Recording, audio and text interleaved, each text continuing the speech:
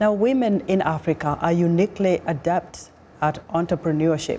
According to the 2015 Gates Clinton Foundation research, 41% of women in Nigeria and Zambia are entrepreneurs compared to 10% in the United States and 5% in Britain.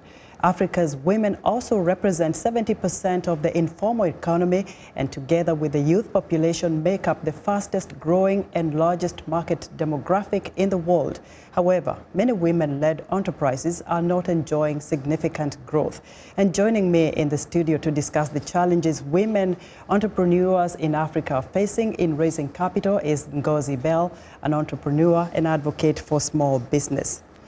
Ngozi, you're very welcome to Africa 54. Now, let's start there and tell me, what are the key challenges that women entrepreneurs in Africa are facing in being able to raise capital? So one of the first things is training. Okay, so a lot of women entrepreneurs are not getting the same access to training that their male counterparts get with respect to raising capital. The other thing is access to networks.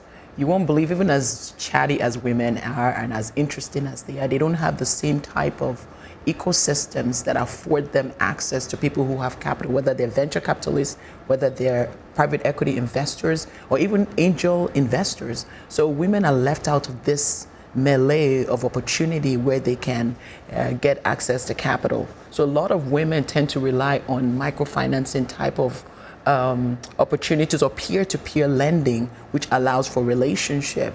But what is interesting is that statistics have shown worldwide that women actually make 12% more revenue, better revenue when they're in charge than men. I know it sounds controversial because you say, is it because they're women? But it's because of some unique ability and innate ability to manage businesses, manage relationships extremely effectively. So what I hear from you is that there's a lack of policy that is geared towards equal pay for women and equal education opportunities, especially for small businesses. So what needs to be done here in Africa to help those women? That's a very good question. So with respect to policy, we have to have more women being part of the policy decisions. You know, it's easy. Let's say you're the person who is in charge of finances and you're a man. You're going to think from the perspective of men because that's the characteristics you've always seen. But women uniquely are homemakers. They're more likely to invest back into the family and into the home and into their community. So if we make policies that allow those things be part of the consideration of how capital is raised, then women are more likely to get money. So it's making sure that women are part of the policy making sure women are also making part of that policy. The other thing with respect to equal pay, you're absolutely right. 66 million women are poor, even in this nation that we sit in. 66 million women.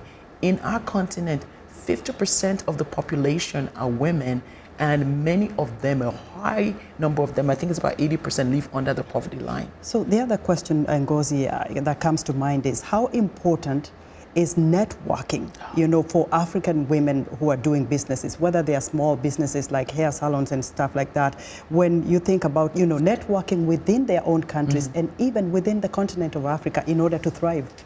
Extremely important, extremely important. You know, we talk about how men go to the golf course and make a deal. Women have to do the same thing.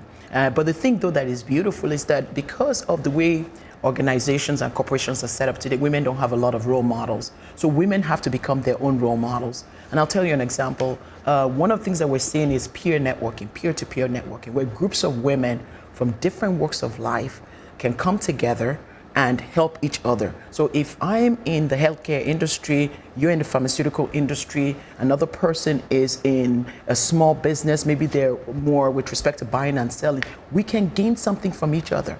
You know, if I bring you into my network, you're suddenly part of maybe 100 curated people that I've already vetted that you can gain access to. So networking becomes extremely important. And in that regard, Ngozi, how about using the social media that is now, you know, all over?